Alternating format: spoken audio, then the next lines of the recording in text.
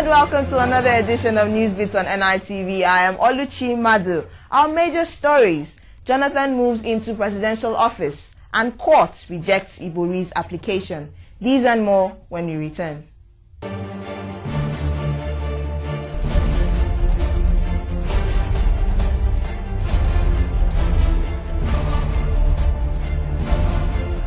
After his brief and solemn swearing-in last Thursday, May 6, following the demise of Umaru Musa Yar'Adua, President Goodluck Jonathan on Monday officially resumed work at his new office at the presidential wing of Aso Rock Villa in Abuja. Jonathan first reported at his former office at the vice presidential wing of the villa and held a brief meeting with the secretary to the government of the Federation, Alhaji Yayale Ahmed.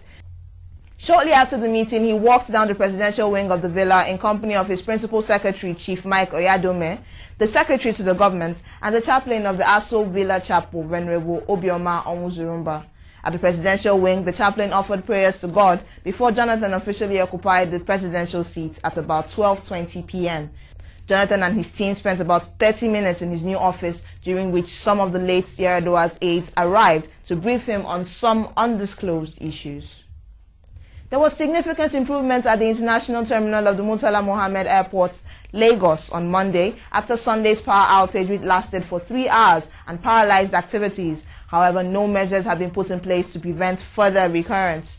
The power outage took place at the peak hours when many airlines from international destinations were arriving and taking off from the terminal. It gave rise to disruptions and commotion as many passengers became frustrated and others lost their belongings. The outage also crashed the computer systems of many airlines and caused delay in processing passengers billed to fly to various destinations. Some of the users of the airport said that they would not want such incidents to happen again. They called on the Federal Airport Authority of Nigeria to do everything possible to avert future recurrence.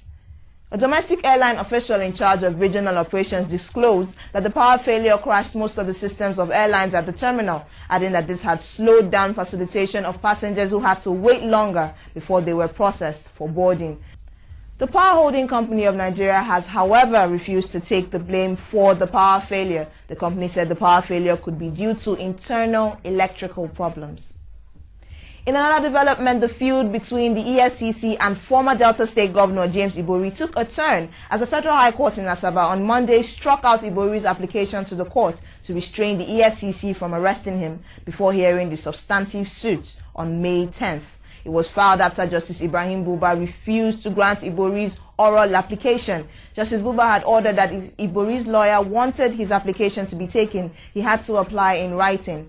But at the hearing of the written application on Monday, Justice Buba struck it out yet again. The court also adjourned ruling in the main case till May 31st. On a sour note, 4 members of a cult were feared dead yesterday in a violent clash between the group and members of the Odua People's Congress (OPC) at Ifo local government area of Ogun State. The clash led to a paralysis of socio-economic activities as markets, public and private offices were shut down for several hours during the crisis. The feud started when the leader of the OPC group in the area was allegedly killed in a confrontation with the cultists on Sunday.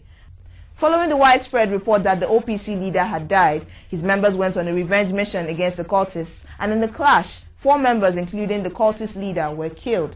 The intervention of the police, however, brought the situation under control. The council chairman, Sikirulai Ogundele, said the police had actually restored order. He also said that contrary to prior rumors, the OPC leader did not die in the Sunday clash. And that's it on this edition of Newsbeats on NITV. Thanks for logging on. My name is Oluchi Madu.